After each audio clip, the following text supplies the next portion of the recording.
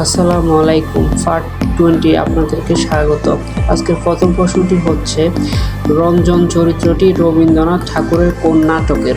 উত্তর, রক্তকরবী। দ্বিতীয় প্রশ্নটি হচ্ছে, ভীষ্মদেব ঘোষণ বিষ বঙ্কিমচন্দ্র চট্টোপাধ্যায়ের কোন গ্রন্থের চরিত্র? উত্তর, কমলাকান্ত। তৃতীয় প্রশ্নটি হচ্ছে, একজন লোক দক্ষিণ পশ্চিম দিকে মুখ করে আছে, সে ঘড়ির কাঁটার দিকে 90 ডিগ্রি ঘুরে, তারপর ঘড়ির কাঁটার বিপরীত দিকে 180 ডিগ্রি ঘুরে এবং তারপর একই দিকে 90 ডিগ্রি ঘুরে। এখন সে কোন দিকে মুখ করে আছে? উত্তর, দক্ষিণ পূর্ব দিকে। তো প্রশ্নটি হচ্ছে, একটি ছবিতে একজন পুরুষের দিকে ইঙ্গিত করে একজন মহিলা বলেন, তার ভাইয়ের বাবা আমার দাদার একমাত্র ছেলে।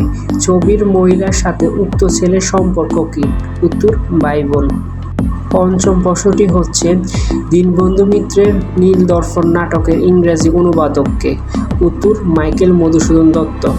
এতক্ষণ ভিডিওটি দেখার জন্য সবাইকে ধন্যবাদ। আল্লাহ হাফেজ।